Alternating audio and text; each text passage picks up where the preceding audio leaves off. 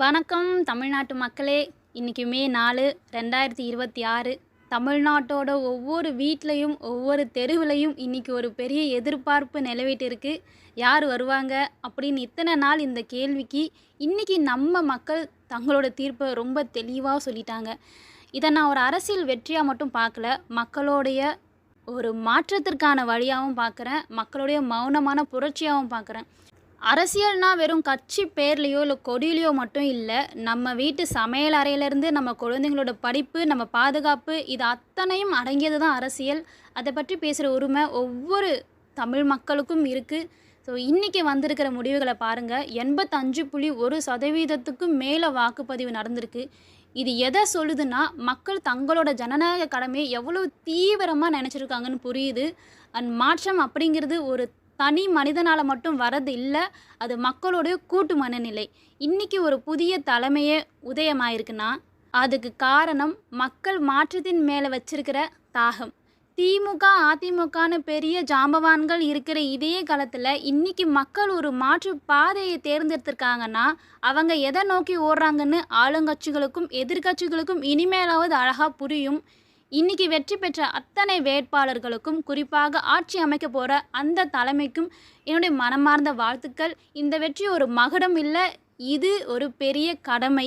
உங்ககிட்ட மக்கள் எதிர்பார்க்குற சின்ன சின்ன விஷயங்கள்: பாதுகாப்பு, ஒரு பெண் பயமில்லாமல் நடமாடுற சூழல் வேணும், வசதி இருக்கிறவனுக்கு ஒரு கல்வி, இல்லாதவனுக்கு ஒரு கல்வின்னு இருக்கக்கூடாது, ஒரு சான்றிதழ் வாங்கக்கூட மக்கள் அரசு அலுவலகங்களில் காக்க வைக்கப்படக்கூடாது, நீங்கள் அரியணையில் உட்காரும்போது உங்களை எதிர்த்து ஓட்டு போட்ட மக்களையும் சமமாக மதிக்கணும். ஏன்னா நீங்கள் இப்போ ஒரு கட்சிக்கு தலைவர் இல்லை, இந்த மாநிலத்தோட ஒட்டுமொத்த பாதுகாவலர். அதிகாரம் வரும்போது நிச்சயமாக அடக்கமும் வரும். அப்போதான் உங்களால் கடைக்கோடி மனுஷனுடைய கஷ்டத்தை கூட கேட்க முடியும். என் அன்பு மக்களே, ஓட்டு போட்டுட்டோம், இனி நம்ம வேலை முடிஞ்சதுன்னு தயவு செஞ்சு நினைக்காதீங்க. ஒரு நல்ல அரசியலை உருவாக்குறதுல நமக்கும் பங்கு இருக்குது. நாம் பேசுகிற வார்த்தைகளில் நாகரிகம் இருக்கணும்.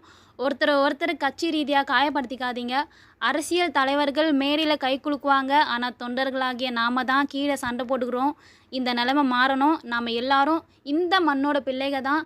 இந்த நாடு நல்லா இருக்கணும்னா நாம் எல்லாரும் ஒருத்தருக்கு ஒருத்தர் அக்கறையோடு இருக்கணும். தப்பை தட்டி கேளுங்க. இனிமேலாவது எனக்கு என்னன்னு போகாதீங்க. உங்கள் கண்ணு முன்னாடி ஒரு தப்பு நடக்குதுன்னா தயவு செஞ்சு தைரியமாக நின்று தட்டி கேளுங்க. நல்லதை மனசார பாராட்டவும் கற்றுக்கோங்க. நாளைக்கு விடிய போகிற அந்த விடியல் ஒரு நல்ல ஒரு புது மாற்றத்தோடு விடியட்டும். இந்த தமிழ் மண் என்றைக்குமே ஒரு அமைதி பூங்காவாக இருக்கணும். வெற்றி கொண்டாட்டங்களில் யாருடைய மனசையும் புண்படுத்த வேணாம், தகாத வார்த்தைகள் பேச வேண்டாம். தயவு செஞ்சு அதை தவிர்த்துக்கோங்க. அது ஒரு ஆரோக்கியமான வெற்றியாக இருக்காது.